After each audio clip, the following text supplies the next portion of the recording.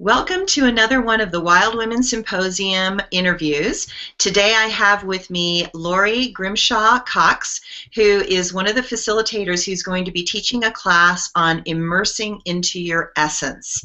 Hi, Lauri. Hi, Suzanne. How are you? I am great. Thank you so much for taking time out of your busy day and doing these interviews. They're super important for the women to be able to kind of feel into each person and get a clue before they get to this wild and crazy event with so much activity to figure out what they want to do. Yeah, I know. There's a lot of amazing choices, amazing choices. Yeah. So tell us about you and who you are and what you do and why you do it. Okay. All right. Well, I am, first and foremost, I am a working artist. I do make a living from my art. However, as I have immersed deeper into my essence, I have actually found an amazing calling in what I do. Some may call it life and soul coaching. I call it intuitive healing. I work with women and help them to immerse into their essence. And your essence is, when you are operating from a state of essence, you are operating from a space of truth. And you are in alignment with the truth of who you are. And so in the work that I do, aside from creating artwork, and I teach some creative art classes too, I also create tribes. And I do one-on-one soul coaching, but I also create tribes. It's called the Essence Immersion Tribe. And I bring together twice a year women from all over the country, as well as I've had some people from globally join in, and I take them through an 8-week journey. And that has been one of the most amazing things and biggest up-leveling things that I've ever done in my life. And so learning how to be a part of a tribe and creating tribe is so important to me, and the work that we do in there is incredibly healing and life-shifting and soul-lifting, and I call it soulicious. So that's in a nutshell. That's a great word. I love soulicious. I'm going to have to steal that.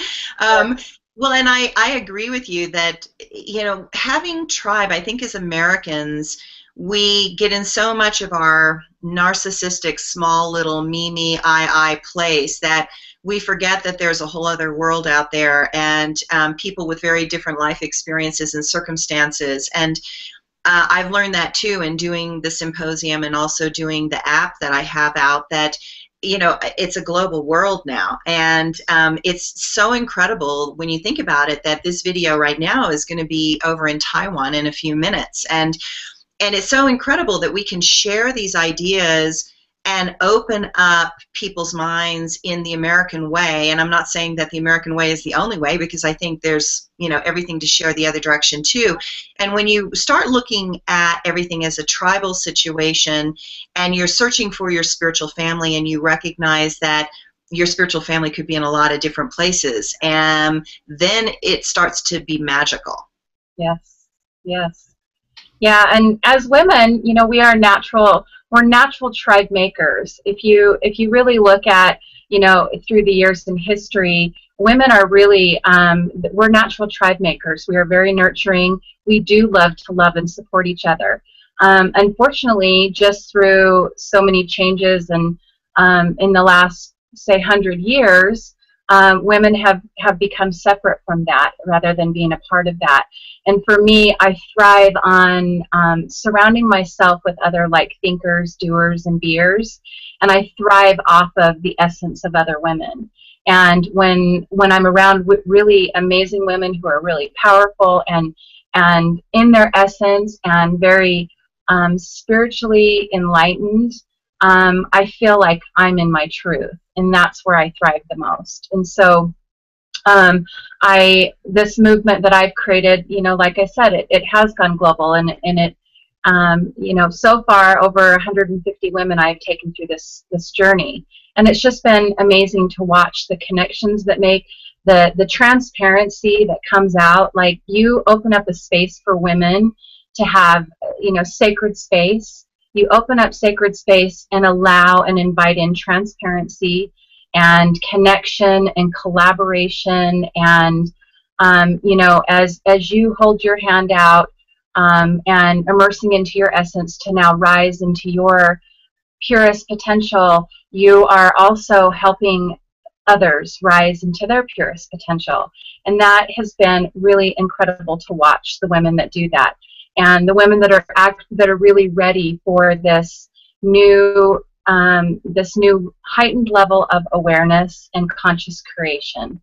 So I agree. I agree. And I love that we all, it's like simultaneously the whole world is kind of creating a similar idea. And, you know, you're like me. It's like you've been doing it on your small level, and then it started to expand. And then now you bumped into my bubble, and now the two of us are combining bubbles, and it creates a much bigger bubble, and it goes out fuller. And I just so believe that it's time for the feminine to really come into a place of supporting each other, because that's how it was in the tribes in the old days. And, you know, the men would be gone hunting for long periods of time, and the women did everything. You know, they had to work together. And I think women naturally want to work together, and they understand the value of it. And I've learned so much by watching other women go through their own emotional process, because when they do that, their process is my process.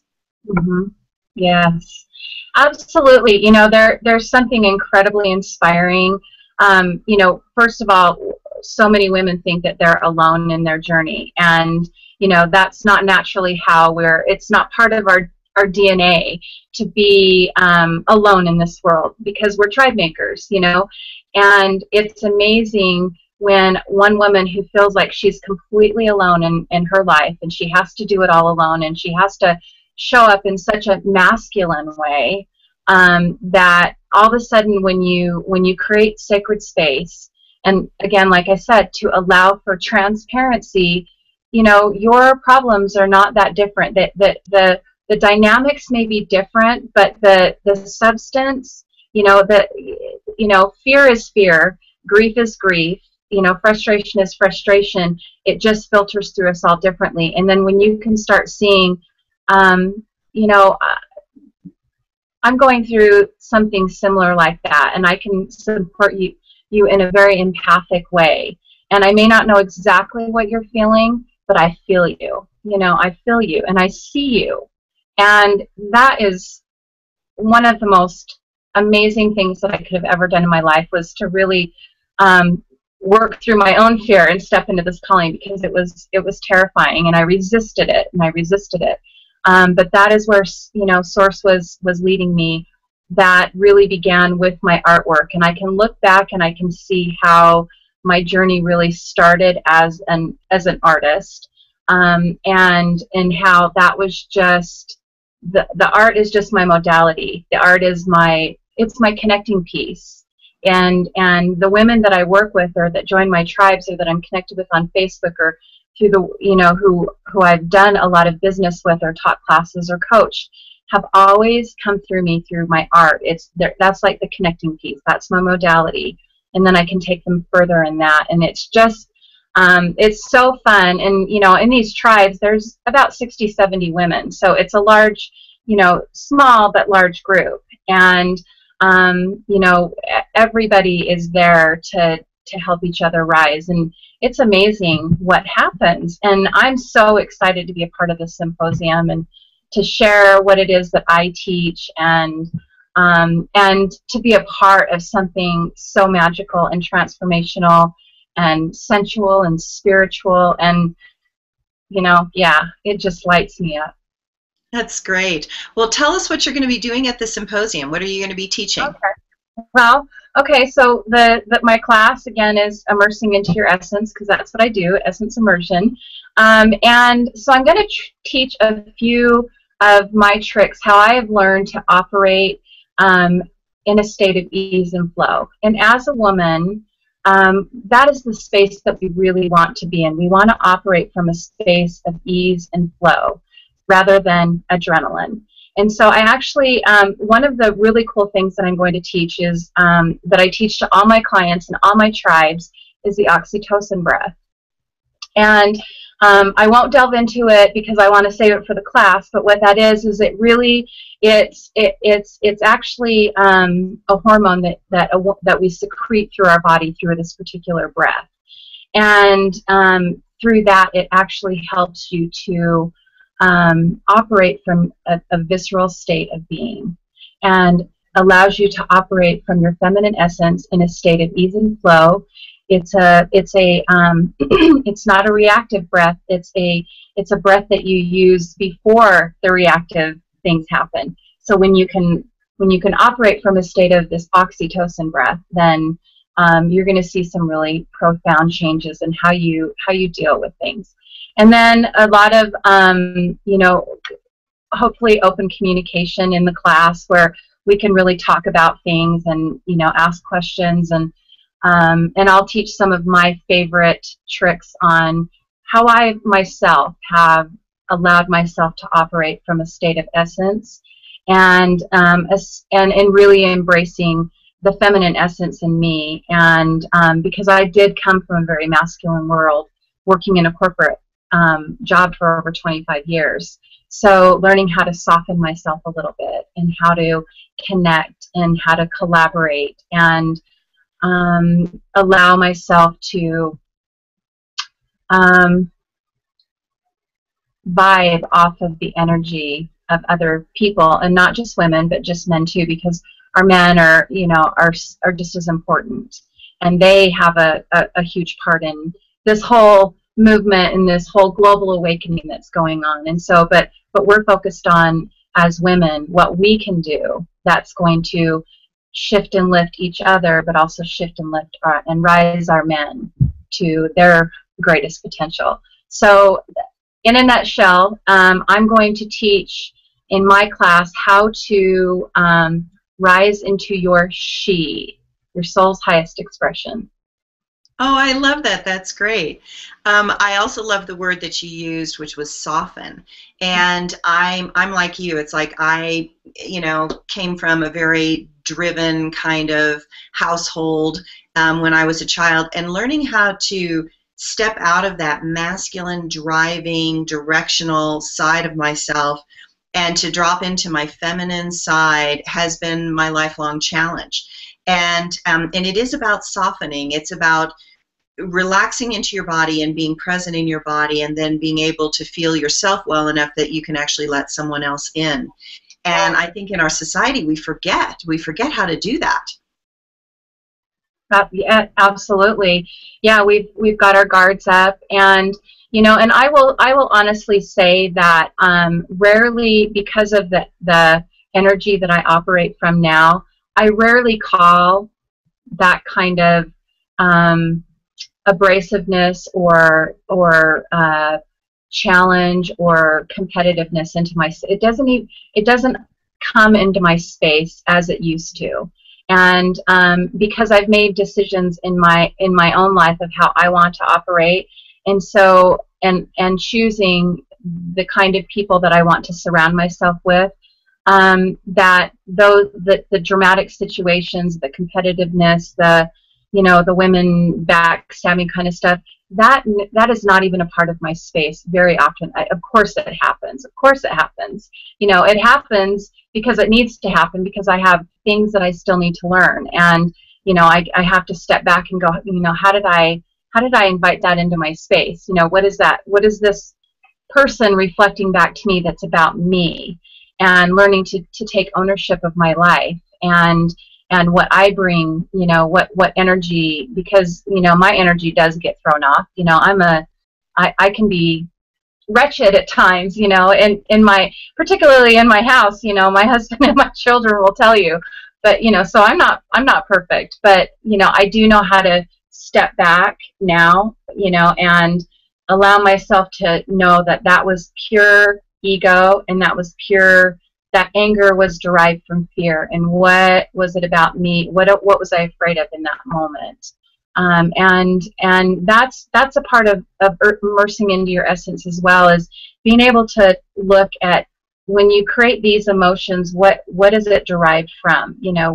What is anger derived from? Anger is derived from fear. We're afraid of something in that moment, whether we're afraid of losing our power, whether we're afraid of being dominated, whether we're afraid of being ridiculed or embarrassed. You know, there's a lot of things that are derived from our emotions, positive and negative, because everything, you know, has an equal opposite. And so, you know, and every light side has a dark side. And so being able to really understand, like, where are we operating from and why, and to be able to step back out of our ego and into our essence and be able to learn from that.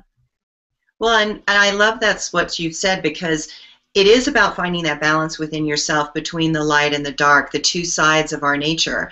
And that's why I did the Wild Women Symposium this way, because I wanted to go into the domain of the scary subjects, sex and intimacy and relationships, and my gosh, that's a lot of fear over there. And then there's also the areas of light and meditation and spirituality and consciousness and breath and all of the light energies too. And I always think you have to have both in order to be a balanced person.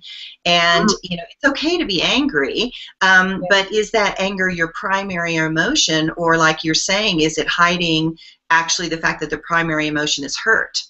And that's when it gets confusing for people, that, you know, you're being angry, but you're actually hurt, and then they don't know how to react, and it gets things worse. Yes. Yeah.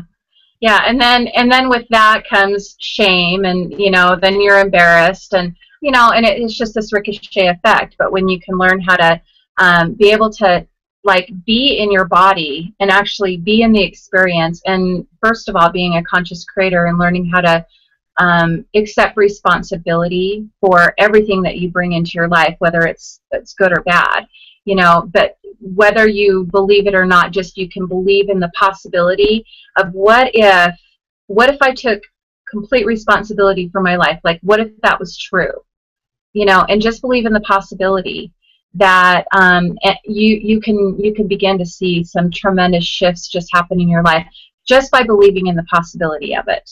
You don't even have to fully believe in the idea. And just for 1 week, believe in the possibility. And, you know, and so I'm a big believer in possibility, and I explore that a lot, because, you know, I have a belief that my beliefs are my beliefs, and I believe in your beliefs too. And so for me, it's like, as long as you feel good and empowered in what you practice, and what you do, then you are in the perfect place for you. You know, that's exactly where you need to be. But I just ask that people be open to possibility that I share with them, and they can accept or reject whatever it is that I have to say, or what I believe, or what I practice. And this symposium, what's so amazing about it is the diversity. I was just so excited when I got to, you know, when we gathered and I got to meet everybody and hear what they were doing. I just felt this energy was just overwhelming in me. I was just like, I can't even, you know, I'm like emotional right now. Yet I was just so excited, and I'm like, I want everybody, you know, I get to be a part of this, and what I want for myself, I want for everybody.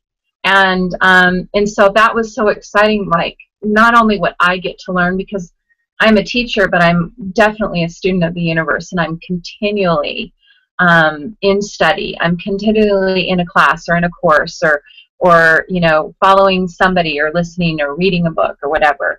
And, you know, for me to be a part of this, like, I want everybody to be a part of this, because, you know, this is so unique. And I've been to a lot of women's events in the last several years, hundreds. And this one is so unique because you're infusing it with so many different elements, and you know, like you said, the sensuality, the sexuality, the spirituality, and all of that, how it just you can just come to this weekend and fully embody, you know, and maybe it's going to take you a little bit of time to implement, but in that weekend alone, it's going to change my life, you know, and I know that because I'm not going to be the same person that I showed up as. And that's exciting to me. When I get to know that I get to have that kind of opportunity, that's juicy for me. That's super juicy. Thanks. That was the idea, because that's what I love about it, because if you're not teaching your class, part of you being a facilitator is you get to go take any classes that you want. And so I love that motto, the teacher is the student, is the teacher is the student. And so I love the fact that, you know, as a facilitator, you get to be in another class and you get to try something totally different out than you've ever done before, and have your own growth experience with the other participants. And what that shows them is a different model that I've really been wanting to cultivate. And don't get me wrong, it's not that I don't think the gurus are fantastic, because God knows we've needed them, right? But I believe that the new model is that what we need are reflections of people that are amazing people, talented people, but they haven't stopped growing. They didn't get to some euphoric, enlightened state, that they are on a constant growth pattern. And I wanted teachers that wanted to keep growing, and that they wanted to look at all the sides of themselves and find out who they are also. Yes. You know, and I absolutely agree with that. The one of the things that I teach is, well, you know, there's a lot of illusions out there, and we women have created so many illusions, and that's one of the things that I love to talk about, is these illusions of what success looks like, because success is relative. You know, what's successful to you is not successful to me, and vice versa. But also, you know, this idea of when I do this, I'm going to arrive. I'll finally arrive. And that is the biggest illusion, because you arrive to this state, you arrive to this level of elevation, and then you get to continue working and immersing, and then you arrive to the next level. Like, you never just arrive and then you're done. You're a constant you know, you're a constant state of evolution. And, you know, my hope is that everybody, like, I'm so thirsty for knowledge. And I wish that I could learn everything, but, you know, I know what I know, and I just continue to keep learning and expanding. And so probably that's one of the things that disappoints me, is when I see people thinking, I've got all the information, I know it all, I don't need help anymore, I don't need to reach out. And surely I'm not going to let you think that I know everything, you know, or I'm not going to let you think that I don't know everything. And that, again, is an illusion, that this pressure that we put on each other as women, is that we do have to know, we have to have all the answers, and we have to be able to keep it together all the time, and we can never ask for help, and we've arrived, and we're just exactly where we need to be, and that's the truth for that moment. And then tomorrow you get up and you dust off your butt and you start again to arrive to the next stage. So I'm excited. I am so excited that you're going to be at the symposium. And so, once again, the symposium is going to be October 3rd through 5th in Park City, Utah at the Prospector. And the tickets are on sale through Eventbrite, and you can find the link on our website, which is wildwomensymposium.com. You can also go on that website and you can click on the instructors, and you can see all of the instructors' bios and their classes and their videos, so that you can get a really good idea of the different teachers and the quality of women that are going to be at the symposium. We also have special discounted rates if you have 3 women come together as a group. It's $120 per person rather than $200 per person. And if you have 5 women come, it's the best deal ever. It's $112 for an entire weekend, Friday night, all day Saturday till 10 o'clock at night, and all day Sunday until 6 o'clock in the evening. And all of the facilitators are going to be staying up in Park City at the Prospector, so we can all hang out. And our joke is that we're all going to hang out and have dinner or something together. So we're going to invade Park City with the Wild Women Symposium. So thank you so much for talking to me today.